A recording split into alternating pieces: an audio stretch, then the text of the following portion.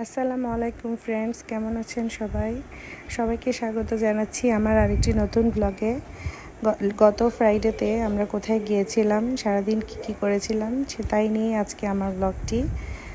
আমাদের প্রথমে প্ল্যান ছিল আমরা ফ্রাইডে সকালে নাস্তাটা বাইরে করব, যেহেতু সারা সপ্তাহটা হাজব্যান্ড অফিসে চলে যায়, সকালে একসাথে নাস্তা করা হয় না।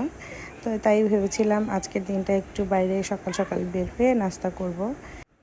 তাই আমরা চলে গিয়েছিলাম এমএ আজিজ স্টেডিয়ামের পাশে রোদেলা বিকেল একটি রেস্টুরেন্টে।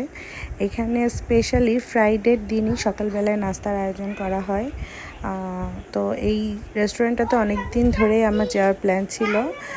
ইচ্ছা ছিল, আমার হাজব্যান্ড বলতো যে ওখানে চালের রুটি পাওয়া যায়, তোমাকে একদিন ওখানে নিয়ে খাওয়াবো, যেহেতু আমার খুব পছন্দ। তো সেই অনুযায়ী আমরা আসলাম। আমি অর্ডার করেছিলাম চালের রুটি, পরোটা। এই যে চালের রুটি আর পরোটা চলে এসেছে। সাথে ছিল খাসির মাথা দিয়ে বুটের ডাল আর খাসির পায়ার স্যুপ। তো এটাই ছিল ব্রেকফাস্টে। তো আমরা সবাই খুব ভালোই করে খেয়েছি, সাথে চাও ছিল। এরপরে আমাদের প্ল্যান ছিল বাসায় চলে যাব, কিন্তু হুট করেই আবার আমার ননসের সাথে প্ল্যান হয় যে চলো আমরা আজকে বাইরে ঘুরি। তো ওদেরকে বলার পরে ওরাও চলে আসলো, আমাদের সাথে জয়েন করলো। তো আমরা চলে গেলাম ভাটিয়ারিতে।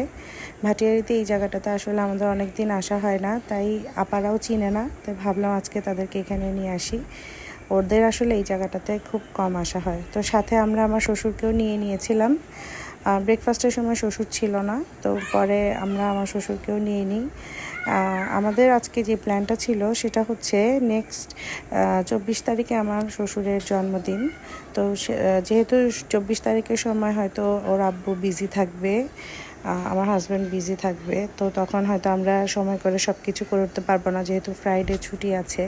তো সবাই একসাথে একটু ঘোরাঘুরি হবে, আর আমরা আমার শ্বশুরকে একটা ট্রিট দিতে চাচ্ছিলাম আর কি। তো সেই ভেবেই আমরা সবাই মিলে বের হয়েছিলাম। তো দুপুরের লাঞ্চে আমরা এই ভাটিয়ারির এখানেই একটা রেস্টুরেন্টে আসলাম। তো আমরা ভেবেছিলাম রেস্টুরেন্টে খাবো সবাই মিলে, তারপরে বাসায় চলে যাব। তাই আমরা এইভাবে প্ল্যান করে আসলে রেস্টুরেন্টে আসা।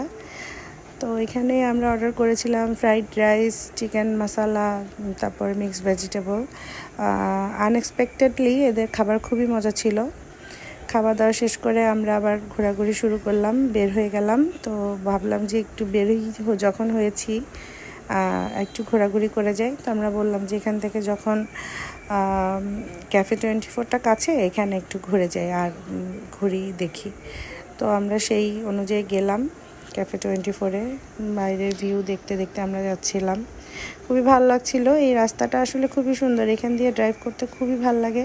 যারা চট্টগ্রামে থাকেন তারা অবশ্যই এটা সবার জন্য খুবই পরিচিত রাস্তা, সবাই কখনো না কখনো আসেন, বেড়ান।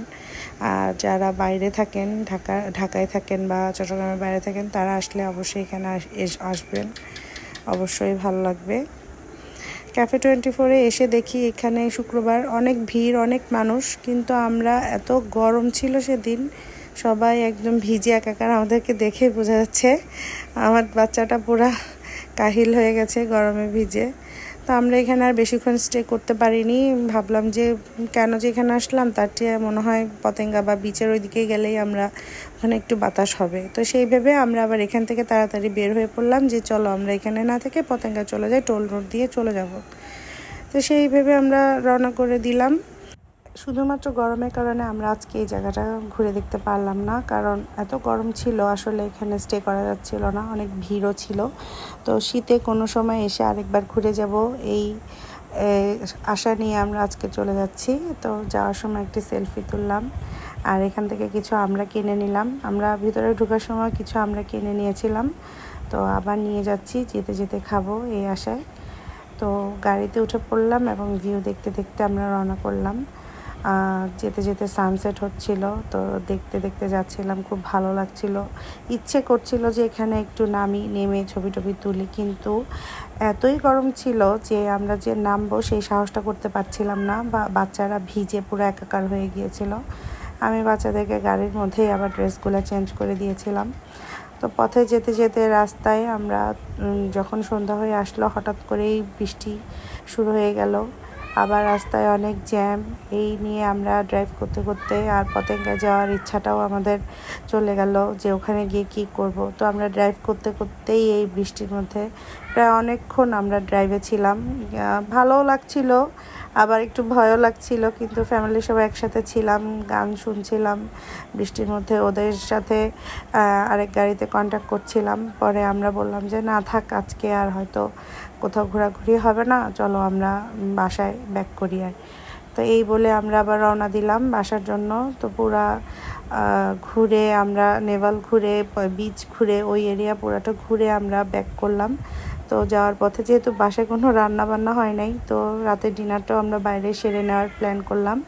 তো আমরা আগ্রাবাদের এখানে ভিলেজ রেস্টুরেন্টে নেমে গেলাম। তো সবাই ভাত, ভর্তা, ভাজি, মাছ, খুব ভালো একটি মেনু ছিল এবং খুব মজা করে খেয়েছি এবং খুব সুন্দর একটি দিন পরিবারের সাথে কাটিয়েছি। খুব ভালো লেগেছে আলহামদুলিল্লাহ। এরপর আপাদেরকে বিদায় দিয়ে আমরাও বাসার জন্য রওনা করলাম। আমার আজকের ব্লগটি কেমন লাগলো সবাই অবশ্যই কমেন্ট করে জানাবেন, এবং যদি ভালো লাগে অবশ্যই লাইক এবং শেয়ার দিয়ে আমার পাশে থাকবেন। আল্লাহ হাফেজ।